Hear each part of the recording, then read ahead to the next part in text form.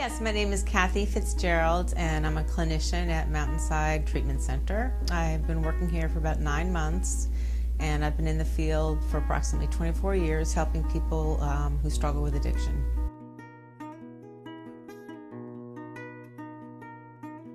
At first, clients are intimidated and think, well, I'm in kindergarten. The last time I drew was in kindergarten, and they don't want to draw, but 90% of the time they get into it and they find it very therapeutic. It's sublimation. It's really getting their emotions that they're feeling inside out onto paper, out onto canvas. I have a client I'm working with who is in his 20s, a male client from Fairfield County, and I went to Michael's, bought some paint, bought some canvas, and I said, I want you to paint away. And so this is what the client drew. And I don't know if the camera can see it pretty clearly, but he used acrylic, and as you can see, there's quite a bit of texture, so he really got engaged in the process.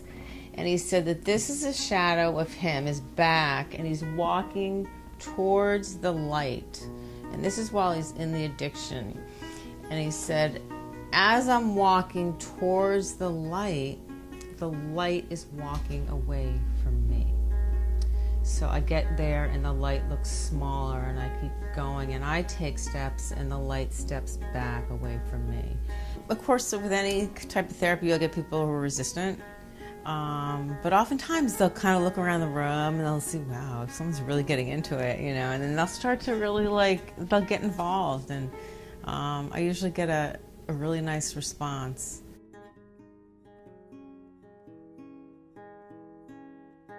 Unfortunately, addiction still has a big stigma to it, and I often talk with my clients about this and their reluctancy to talk about their illness. And they feel that they're being judged, looked at as having no morals, poor judgment, being lazy. They're told, just stop using, and therefore they're reluctant to share. They often will only tell immediate family members. Sometimes I have older adults who don't even tell siblings that they have an addiction. It's kind of a secret. Oftentimes, particularly in Fairfield County or areas where there's a lot of pressure, people don't want to air their dirty secrets because there's not an understanding of what addiction really is. It's a disease that is a chronic, progressive, and potentially fatal brain disease. I think that there needs to be a tremendous amount of education in this area, in this field, so that those who are suffering can open up and get more help. I've even found I have clients that don't want to go to AA because they're afraid they're going to run into their neighbor or their daughter's teacher or somebody they go to church with. So again, there's that stigma, that fear of being judged, feel of being different or not right.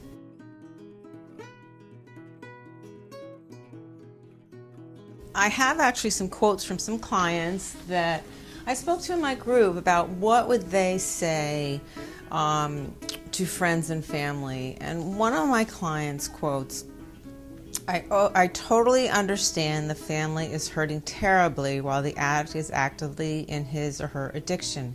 I want the families to understand that the addict is suffering because we are trapped in the addiction. We are miserable and there's no enjoyment in using. Consequences, even like jail, mean nothing when we were looking for our next high. Nothing else matters. Nothing will stop us. We don't stop loving our families, but the drug kidnaps us. We are blind to everything else. Nothing else matters but feeding the addiction. Nothing can stop us until we decide that we do not want to die. I was working with clients the other day, and I broached this question. I told them I was having this interview, and I was a little anxious about it and wanted their thoughts. And one of the clients said, well, Kathy, if I went for a job interview and there was an applicant with the exact same qualifications as I have, and we had exact same experience, and the person interviewing me knew that I was an alcoholic, yet the other person wasn't an alcoholic, I probably wouldn't get the job. And the other person would, because of the stigma.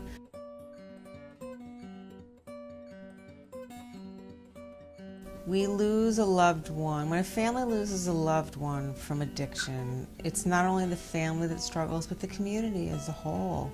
I think that initially there's like a shock, it's in the paper or people start talking about it, but I don't feel there's enough understanding or education for the communities, and I believe that there needs to be more prayer or candlelight visuals, more support, more understanding, more compassion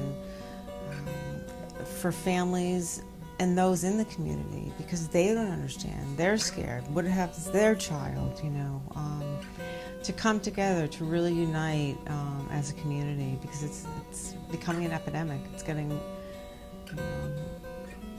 worse and worse.